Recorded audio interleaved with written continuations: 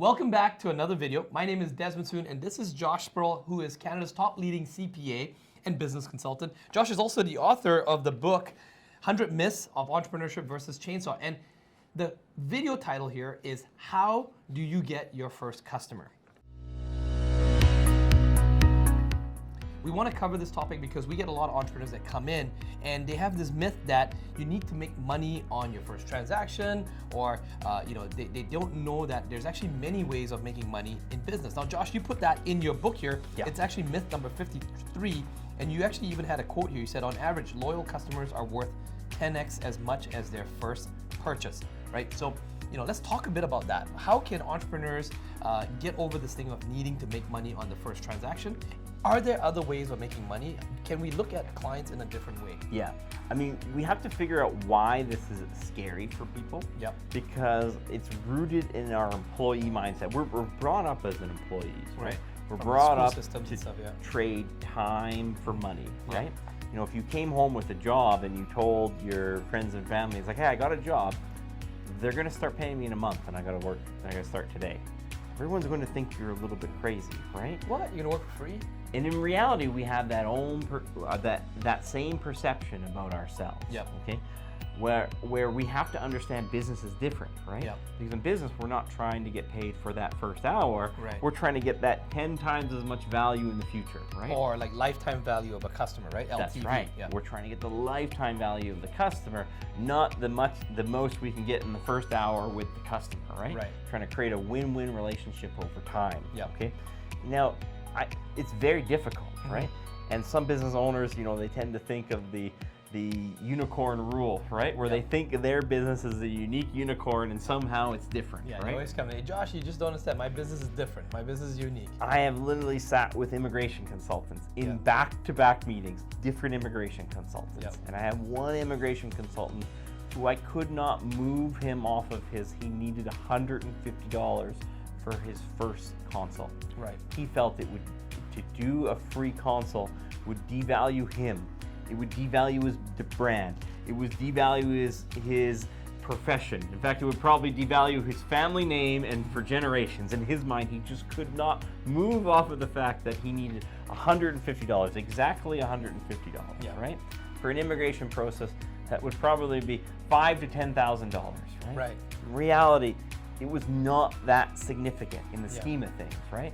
This person just wanted to feel like, are they comfortable? This was a very serious process. You're trying to get, your spouse or your mom or your dad or your brother into the country, right? Price was not even the factor. He didn't understand how personal this was. They wanted to find someone they can trust, someone they can believe in. Right. How would they trust you? You haven't even trusted them because you demanded that $150, right? Yep. Completely missed the boat. I could never move the guy off of it, right? And his business, it's still small. To this day, it's still small, right? Still struggling, right? And on the flip side, I would meet with another immigration consultant. Yep. This guy would work for free. He would go out and visit clients in a different city. Right. Walk them through the process of actually taking on foreign workers, multiple foreign workers, hospitality industries where they need dozens of workers in a restaurant or a hotel. Never mind $150, right? Right. Yeah. This guy would give away thousands of dollars of free information, walking them through it, right? And what was the result of that? What was the result? Well, I'm gonna let you think. Who do you think was the immigration consultant bringing in millions of dollars a year, and the immigration consultant struggling to bring in six figures a year, right? It's just vastly different. One was totally concerned with the lifetime value of the customer, right? Yep. The other one was totally concerned with how much do I get paid for this first hour. Now, do you think is it because a lot of entrepreneurs and business owners are struggling with cash flow, which is one of the main issues, and so they're so desperate to get that first sale, that first transaction? I think it can be cash flow, right? But it's more likely just psychological too, right? Because doing one free appointment is not going to break them. Right. One more free appointment, like if that $150 is the last $150, that's not really the reason, right? I think it really is just deep rooted in our, in the way we are brought up, right? And also the school system teaches us to overanalyze on a short time horizon, right? And so people ask, well, how do you reconcile that as a CPA? Like, how can you do this? And it's like, well, what if we understand the cost to get someone in the office in the first place, right? Yeah. So we could give away something that costs us maybe $50. Right. We're going to have a half-hour consult. We can have get one of our consultants to meet with them to give that consult, right? Yeah. Alternatively, we would need to spend another $500 on marketing costs to bring in more leads to funnel people through our inefficient sales process, right? Right. Because when people get on the phone, they fill out the form, we're going to try to take their credit card before they come in for the first appointment, right? It's not going to work. So, even if you just expand that time horizon out a month, you will realize that your advertising costs will dwarf that free service that you're going to give away. You actually put that in the book here. There's this formula, right? That that would be $2,421 to get a customer. Yes. Which is basically $2.69 times 100 times 9. I mean, you can check it out in the book here as well too. By the way, if you want to pick up a copy of the book, we are putting it in the description below. Yet, if you give away something for free or at a discount rate, you might be able to get 1 lead for every 20 clicks on the website. That would get you customer acquisition down to $484. And you guys can check all the formulas here. I don't want to overwhelm you here, but give away a free item. Josh, I mean, you give away your books, and even before these books, you were giving away other books. Yeah. And allowing even the free consult, which I know your hourly rate. You're looking at about $2,000 an hour. Yeah. But you would give away 2 hours of free consult, and not everyone closed. But the customers that did close, you now have this lifetime value with them because they stay with you longer, right? You're trying to find the customers that businesses, if you can, if there's any sort of repetitive nature. Yep. You don't even really care about the first transaction. Right. How do you get a customer that stays with you for 10 years? Right. That's all you're trying to do, right? I mean, it's not that much different than dating and expecting, to sleep with them on the first date. It's the exact same, principle, right? Or here, I'm going to charge you $150 to date with me Yeah. on the first date. You have to establish why this is a win-win relationship to begin with, right? Right. And then, the objection will come back is like, what about the value hunters? Yeah. Now, there are things that you can do The cheapos, the El cheapos to that minimize the effect of value hunters. Yeah. We're in control of our branding. Yes. We're in control of the keywords that we buy on Google, right? We're in control of the messaging that we have on, ads, on our social media posts. So we're in control somewhat, right? There will always be some that slip through the cracks and get on, right? There will always be some, there's this certain percentage of the population, they're just a value hunter, right? Yep. They're just going from service to service for the free item, right? Yep. Don't worry about that. Yep. This is just a numbers game. Yep. You just have to know how many of these, free or low cost services that we have to deliver Yep. in order for you to acquire a client, right? Yep. And ultimately, it just becomes a math game. And really, if you know how many you have to deliver, you just repeat the process over and over and over again, Yes. right? Because how to get your first customer. It's like step 1. A lot of times we work for free. Yes. Step 2, we're underpaid. Yeah. Step 3, we work for market rate. Step 4, you work for what you want to work for, right? And if you can get beyond that, initial scarcity that you have to make money for the first hour, Yeah. right? That you have to make money on that first sale. Like, Yeah. forget about that. What do I have to do to be the type of person or company this person does business with for the next decade? Even in the digital marketing world, there's something called like lead magnets or self-liquidating offers, right? Now, without getting too technical, I mean, we are acquiring a lead for $49, $97, even $19, whatever it is, but that money just gets recycled back into marketing. But later on, as we take them through an ascension, so people think, well, how do you make money on that business?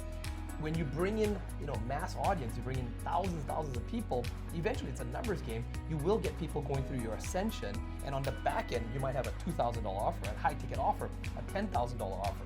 You only need a few of them to make your big bucks on the back end, but those are your lifetime audience. Those are the lifetime clients. You get like, say, 10,000 people that come in, but you may end up with 10 clients paying you $10,000.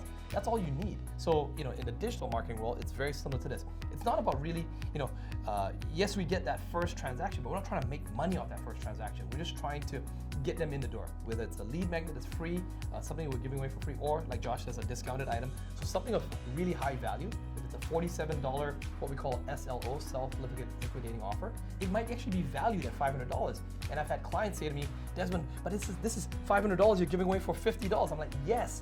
give it away for $50 because they're gonna feel they're getting value. And if they love you for that, wait till they're in your system. They get to know, like, and trust you. And that's when you can, once you build that rapport, you can communicate to them. You got them in your channels, and you can communicate to them. That's when you can upsell them on the back end after they felt they got value from you. So don't be so desperate on getting that first sale in the beginning. Josh, what other action items would you give to the entrepreneurs? In this series, we always cover some action items that entrepreneurs can implement right away. What would you say for this one? You want to formulate the product or service that you have in your inventory or service offering that you can do that provides some value. Yep. Generally, it's something that's going to take less than 2 hours of your time and cost less than $100. For most businesses, that's probably going to be the extent of how you're going to make the math Repeat work. that. That's an important math formula. Less than 2 hours of your time and cost you less than $100, right? Something you want to give away as value. I mean, before I had my book, I'd probably give a couple thousand copies away of Micro Gerbo's email. Emails, yeah, right? that's right. You paid for it. I paid for it every time. I gave it away every time. And I gave it away to people who they weren't even a good fit for the That's right. client. You I didn't knew. even try. At the end of the consult, I just said, here, this is what I think you should do. I don't think you need our services, right? I still gave him the book, right? Yeah. You know, we did that every single time and time again, because it made the cost of acquiring the lead dramatically cheaper, Right. And so figure out what you can do. You don't want to do this as something that's going to take you a month for free. Right. Like even if you Yeah.